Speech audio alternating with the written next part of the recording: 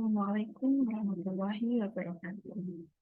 Saya Dwi Ratna Effendi, mahasiswa PPK Pracijatan Gelombang 1, Universitas Negeri Semarang, NIM 1406022195.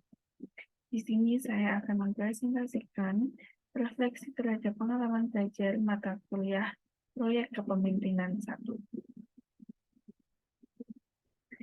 Nama mata kuliah Proyek Kepemimpinan 1. Review pengalaman belajar. Apa yang telah saya pelajari di mata kuliah ini? Pada semester 1, mahasiswa mengikuti mata kuliah Proyek Kepemimpinan 1 yang berisi 5 topik. Kelima topik ini antara lain visi guru profesional, pemetaan tantangan dan kekuatan komunitas atau sekolah dalam meningkatkan kualitas pembelajaran peserta didik, perencanaan implementasi dan manajemen proyek, proyek monitoring, evaluasi, dan laporan akhir, serta proposal proyek dan strategi komunikasi.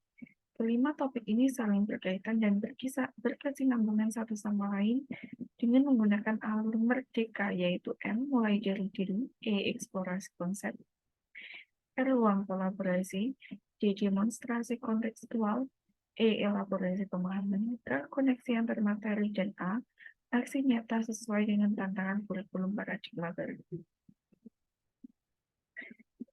Topik 1. Visi guru profesional. Hal yang telah dipelajari di topik 1 tentang visi guru profesional merupakan refleksi terkait kondisi pendidikan di Indonesia saat ini dan menumbuhkan manusia merdeka yang berprofil pelajar Pancasila berlandaskan konsep pendidikan Ki Hajar Dewantara. Pendidikan di Indonesia saat ini menggunakan kurikulum merdeka, di mana guru maupun satuan pendidikan diberikan kebebasan dalam menentukan kurikulumnya sesuai karakteristik peserta didik. Dalam topik 1 ini juga saya belajar merumuskan atau membuat harapan dan visi pribadi sebagai seorang guru dalam kehidupan pendidikan. Ketika perumusan visi pribadi sebagai guru dalam topik ini, saya bekerja sama dengan rekan sejawat dalam pembuatannya. Dalam satu kelompok saling bertukar pikiran dan berpendapat mengenai visi pribadi sebagai guru pada masa mendatang. Visi pribadi guru haruslah dirumuskan sesuai atau dengan menjawab perkembangan pendidikan di Indonesia. Visi guru profesional harus menciptakan hubungan antara pengajaran dengan pembelajaran siswa dan mensyaratkan agar guru menunjukkan hasil pembelajaran siswa. Topik 2. Pemetaan tantangan dan kekuatan komunitas atau sekolah dalam meningkatkan kualitas pembelajaran peserta didik.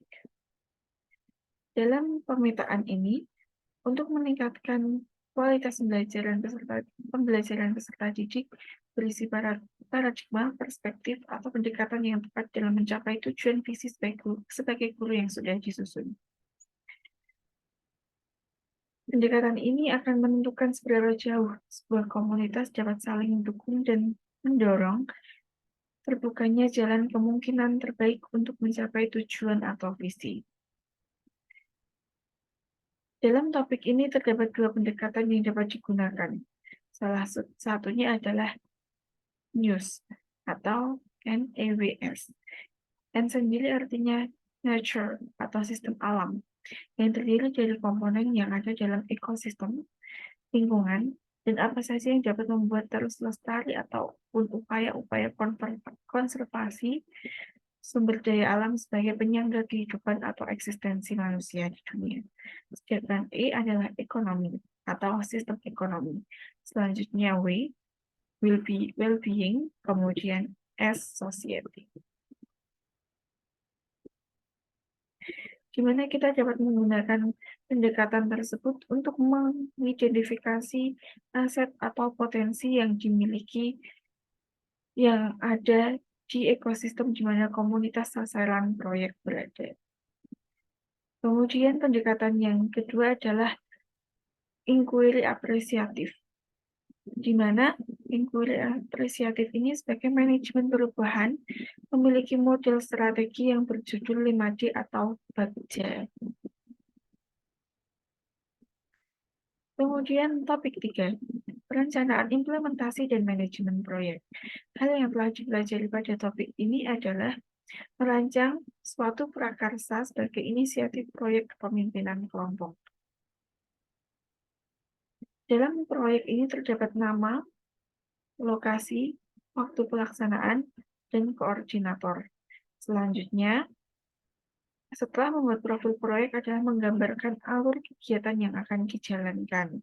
Beberapa istilah umum yang digunakan dan sering disajikan dalam gambar alur atau kegiatan.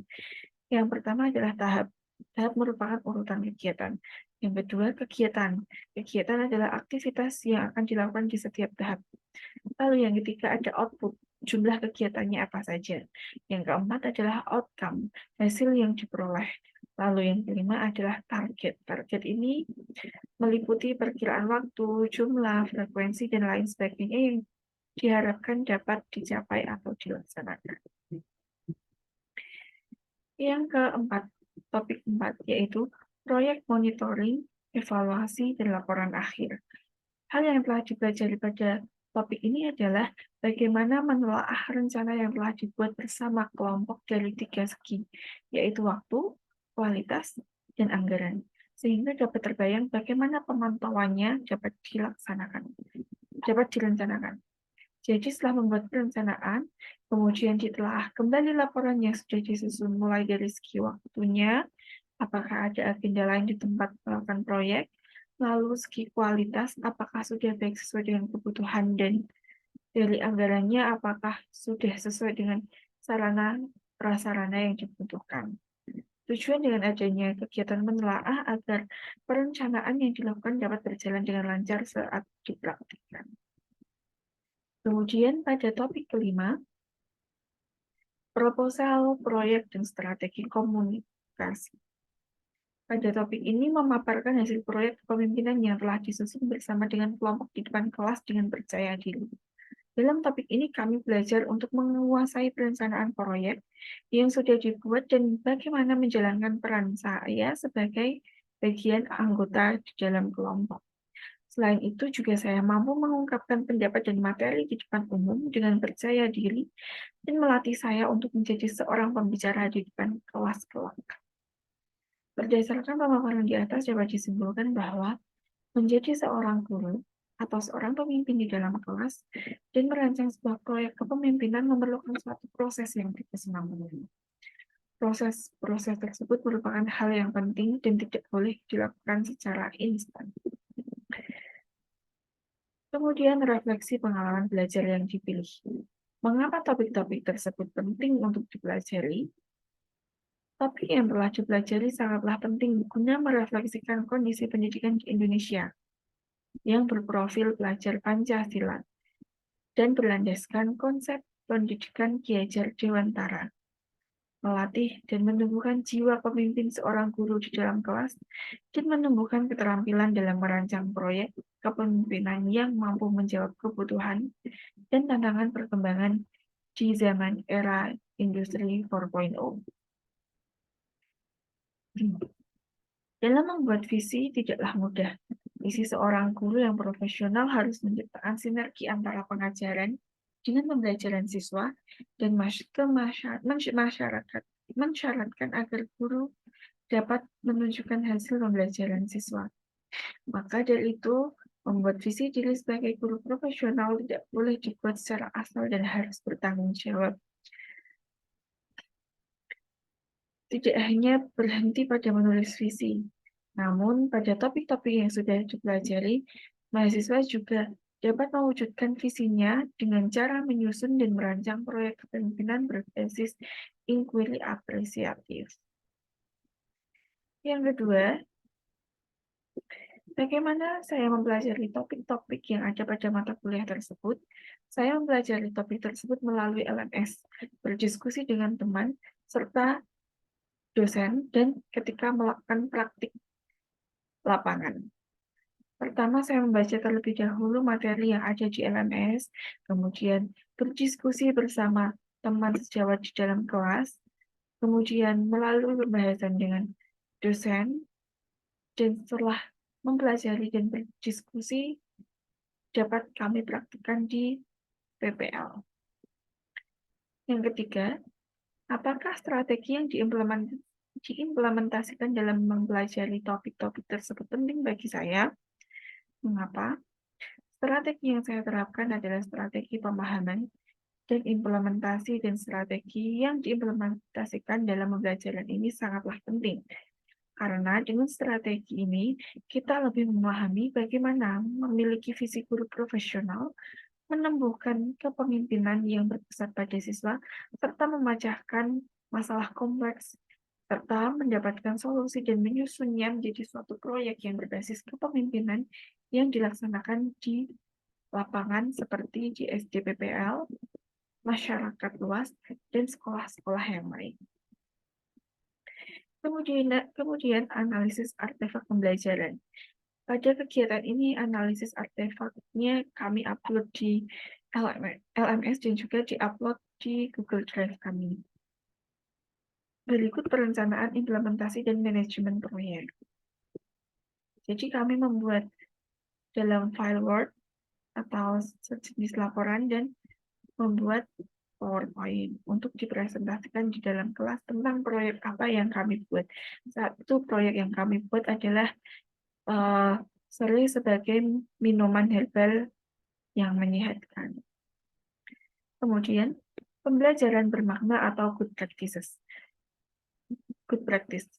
Dalam mata kuliah proyek kepemimpinan ini, pada good practice-nya yang dapat saya peroleh adalah sebagai individu. Yang pertama, saya dapat berorganisasi dan menyusun proposal dalam suatu program. Saya belajar bekerja sama dalam suatu kelompok dan menentukan tujuan secara bersama-sama pula. Menyusun program yang tepat dalam mencapai tujuan tersebut. Kemudian sebagai guru, bisa belajar dalam pengadministrasian di sekolah. Saya juga bisa belajar membuat visi misi sekolah. Kemudian menentukan tujuan bersama-sama, bekerja sama dengan guru lain, dan dalam penyusunan visi tersebut. Menyatukan banyak pendapat dari berbagai kepala untuk menentukan suatu tujuan yang sama. Kemudian perubahan terhadap peserta didik. Diharapkan perubahan terhadap peserta didik adalah ikut andil dan berpartisipasi dan mengikuti program-program yang telah disusun sebelumnya untuk mencapai visi yang ditentukan bersama. Demikian yang dapat saya presentasikan. Banyak salah kata dalam saya melakukan presentasi proyek kepemimpinan 1. Saya mohon maaf yang sebesar-besarnya. Wassalamualaikum warahmatullahi wabarakatuh.